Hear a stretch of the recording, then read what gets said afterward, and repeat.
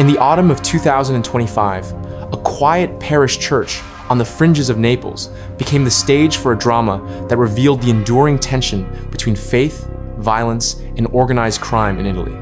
The parish of San Paolo Apostolo, in the troubled neighborhood of Parco Verde in Caivano, is not a place that normally attracts international headline. Yet, on the 29th of September 2025, during the most sacred moment of the Catholic Mass, Father Maurizio Patriciello, a priest long known for his outspoken denunciations of organized crime and environmental destruction, was handed a folded handkerchief containing a bullet. The act, carried out during the distribution of the Eucharist, represented a threat of almost theatrical cruelty. A single bullet, discreetly passed into the hands of a priest at the altar, spoke volumes about the culture of intimidation that has haunted southern Italy for generations. It was a symbolic gesture of terror designed to penetrate not only the heart of a courageous parish priest, but also the conscience of a nation. The incident, which led to the immediate arrest of the 75-year-old man responsible, has prompted furious reactions from political leaders, church authorities, and citizens alike. But to truly understand the weight of this moment, it is necessary to situate it within the long and tangled history of the Camorra, the specific challenges of Caivano, the personal journey of Father Patriciello, and the symbolic resonance of bringing mafia threats directly into the sanctuary of the church. Naples and its surrounding region of Campania have long been identified with the presence of the Camorra, one of the most entrenched and insidious criminal organizations in the world. Unlike the Sicilian Mafia, which historically structured itself as a hierarchical organization with a clear leadership, the Camorra is decentralized, composed of multiple clans or families, each controlling its own territory and business interests. This loose structure makes it extraordinarily resilient to police crackdowns. When one boss is arrested, another clan may rise, and alliances shift constantly. The Camorra's influence has spread into politics, construction, waste management, drug trafficking, extortion, and local economies. In the neighborhoods around Naples, especially impoverished suburbs such as Caivano, the Camorra is not merely an external force, but a daily presence that shapes the life of the community. Parco Verde, where Father Patriciello serves, has for decades been associated with drug dealing, poverty, and the toxic combination of despair and criminal opportunity. In this context, the church is one of the few institutions that maintains a constant presence among the people, offering both spiritual care and social support. Yet priests who choose to confront organized crime head-on have often paid a heavy price. In the early 1992, Father Giuseppe Diana in Casal di Principe was murdered in his parish for denouncing mafia control. His death became a rallying cry for civil society, but it also served as a grim reminder that mafia intimidation does not shy away from sacred spaces. The September 2025 incident involving Father Patriciello thus echoes this violent tradition of intimidation. Father Maurizio Patriciello has never been a neutral figure. Born in 1,955 inches, Frate Minor, near Naples, he was ordained as a priest in 1989 and assigned to parishes that were anything but easy. Over the years, he became known not only as a parish priest, but as a voice of protest against the Terra dei Fuochi, land of fires, a term that describes the environmental catastrophe in Campania caused by the illegal dumping and burning of toxic waste by the Camorra. Entire areas of land were contaminated, cancer rates soared, and communities despaired. While many remained silent out of fear, Patriciello spoke publicly, denounced politicians and criminal clans, organized marches, and stood with families of the victims. He became a symbol of resistance in a region where silence often equaled survival. This commitment inevitably brought threats. In 2012, on his birthday, an explosive device was detonated outside his parish as a macabre gift from the criminal world. Despite this, he continued his ministry, becoming a public figure, a member of parliamentary commissions on security, and a frequent commentator on the intersection of crime, environment, and faith.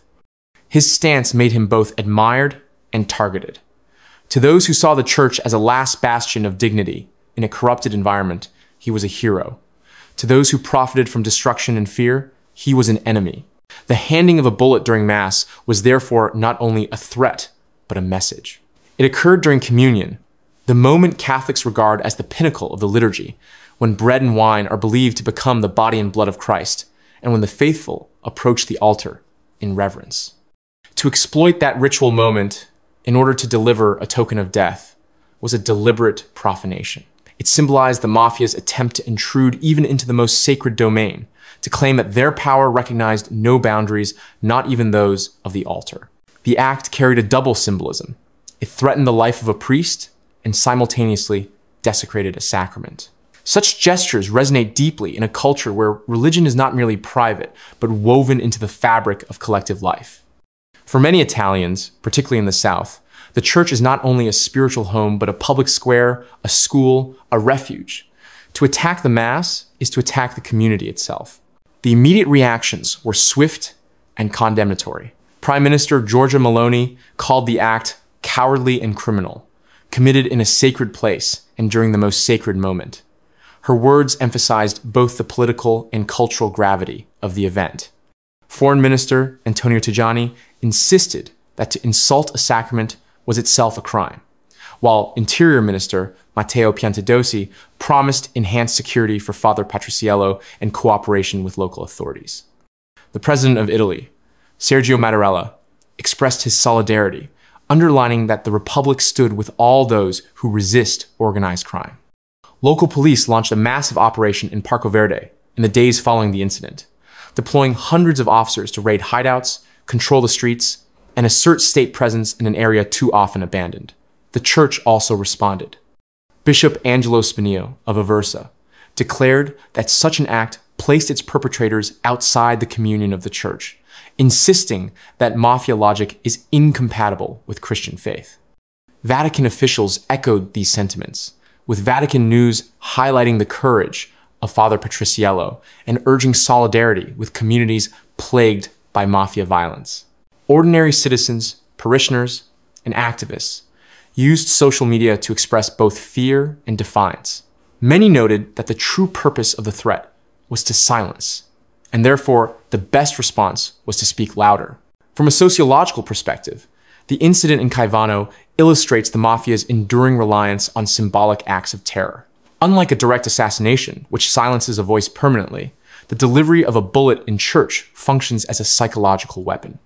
It aims to isolate the victim, to instill fear, and to remind the community that no space is beyond reach. Scholars of organized crime often emphasize that mafia power is as much about perception as about physical violence. By demonstrating that they can strike even within the consecrated boundaries of a church, mafia networks reaffirm their aura of omnipotence. Yet at the same time, such acts can backfire. They may galvanize state institutions, draw public sympathy to the victim, and highlight the mafia's moral bankruptcy. Indeed, in the aftermath of this threat, Father Patriciello's voice has only grown louder, amplified by the national and international attention. The deeper question raised by this event concerns the role of the Catholic Church in territories dominated by organized crime. For centuries, the Church in Italy has occupied an ambivalent position. On the one hand, priests like Father Patriciello, Don Puglisi in Palermo, or Don Diana in Castel di Principe represent the prophetic tradition of confrontation, insisting that the gospel demands justice and that Christians cannot coexist with mafia structures. On the other hand, history records numerous instances where segments of the church hierarchy turned a blind eye, fearing confrontation or even benefiting from mafia patronage. Funerals of notorious bosses have sometimes been celebrated in lavish ways, causing scandal. The Vatican has increasingly moved toward a zero-tolerance stance, with Pope Francis famously declaring in 2014 that those who follow the path of evil, such as the mafia, are not in communion with God. They are excommunicated. Still, the application of this principle remains uneven, and priests on the ground face the daily dilemma of how to minister in communities where mafia families are interwoven with parish life. The courage of priests like Patriciello is therefore not only personal, but theological. They embody a vision of the church as resistance, a church that refuses complicity. Another dimension is the socioeconomic context. Caivano is not simply a mafia stronghold by cultural accident.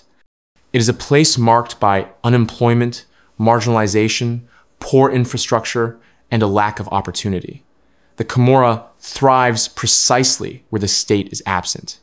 For young people in Parco Verde, the choice between joining a criminal clan and facing a future of exclusion is not merely moral, but existential.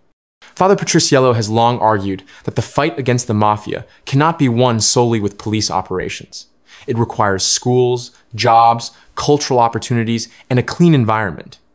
His pastoral mission has always integrated these dimensions, seeking to restore dignity where degradation reigns.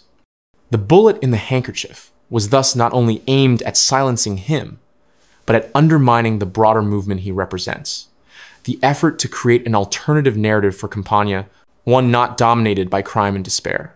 Comparisons with other episodes in Italian history deepen the resonance of this event. In 1993, Father Giuseppe Puglisi of Palermo was shot dead by the Sicilian mafia on his birthday after years of working with marginalized youth in the Brancaccio district. His assassination shocked Italy and led to his beatification as a martyr in 2013. In 1994, Father Giuseppe Diana was killed in Casal di Principe for denouncing the Camorra's grip on his town. Both figures have become symbols of a church that pays the ultimate price for opposing organized crime. In contrast, Father Patriciello has survived multiple threats, including the 2012 bomb outside his parish, and now the 2025 bullet during Mass. The continuity of such threats underscores that despite decades of anti-mafia campaigns, the logic of intimidation remains alive. Yet it also suggests a new phase. Rather than direct killings, which provoke massive backlash, mafias may now prefer acts of symbolic violence that intimidate without martyrizing. The Caivano incident may represent this strategic shift. Politically, the timing of the threat cannot be ignored. In recent years, Italian governments have intensified their focus on reclaiming territories from organized crime, particularly in the context of European Union recovery funds and projects aimed at revitalizing the South. Caivano itself has been targeted for regeneration initiatives. Such investments threaten mafia interests by reducing their control over construction, waste management, and local economies. A priest who mobilizes citizens to demand accountability becomes an obstacle to be neutralized. The Camorra's message to Father Patriciello was therefore also a message to the state. Do not overstep. Remember who controls the streets. By responding with police raids and political solidarity, the government signaled its refusal to retreat. Whether this translates into lasting change remains uncertain. History is littered with moments of outrage, followed by gradual return to the status quo. The challenge is to sustain momentum beyond the news cycle. On a theological and cultural level, the image of a bullet handed over during communion is almost cinematic in its power. It evokes the confrontation between life and death, between sacrament and sin, between the altar and the underworld. In Catholic theology, the Eucharist is the sacrament of unity, reconciliation, and divine life.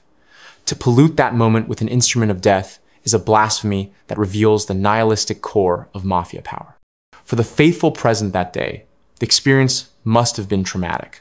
To see their priest threatened, their liturgy interrupted, their sacred moment invaded by fear. And yet, as Father Patriciello himself later remarked, the Mass continued. The community did not disperse, the sacrament was not abandoned, and life went on. In this resilience lies the seed of resistance, the refusal to allow fear to dictate the rhythms of faith. From an international perspective, the incident has drawn attention once again to the unique Italian phenomenon of priests under threat from organized crime. While in many parts of the world, clergy face persecution for political or religious reasons, the Italian case is distinct in its combination of modern democracy, European integration, and persistent mafia power. It challenges the assumption that organized crime is merely a matter of police or judicial competence. Instead, it reveals how deeply embedded such networks are in cultural and social life.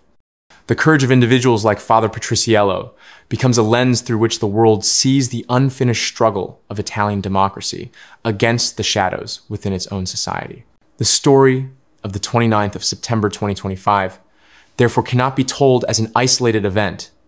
It is the latest chapter in a long struggle between two visions of society. One rooted in fear, profit, and destruction, and another rooted in dignity, solidarity, and faith. It forces Italy to ask uncomfortable questions. Why do neighborhoods like Parco Verde still languish in poverty despite decades of promises? Why do criminal organizations continue to regenerate despite countless arrests? Why is it that priests, rather than politicians, so often become the frontline voices of resistance? And what does it say about the resilience of faith that even in the face of death threats, communities gather again the next Sunday to celebrate the Eucharist? As of early October 2025, investigations continue into the man who handed the bullet, his connections, and his motives. Authorities maintain that the incident bears the hallmarks of mafia intimidation, though mental health factors may also play a role.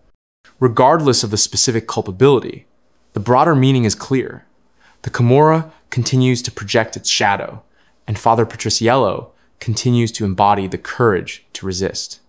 His words on social media after the incident sum up the paradox.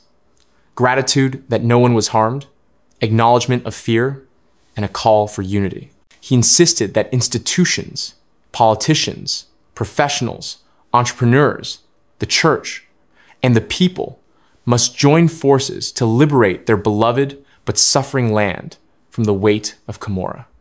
In those words, the voice of a parish priest becomes the voice of a nation. The incident in Caivano reveals that the battle against organized crime is not merely a battle of police against criminals, but a struggle over meaning, identity, and the soul of a community.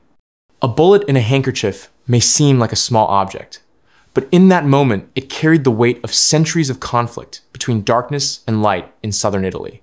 Whether that bullet succeeds in silencing voices or instead ignites greater determination will depend on the choices made by citizens, institutions, and leaders in the days and years ahead. What is certain is that Father Maurizio Patriciello, far from retreating, stands once more at the altar, a fragile yet unyielding symbol that even in the heart of Camorra territory, faith and courage can still raise their voice against fear.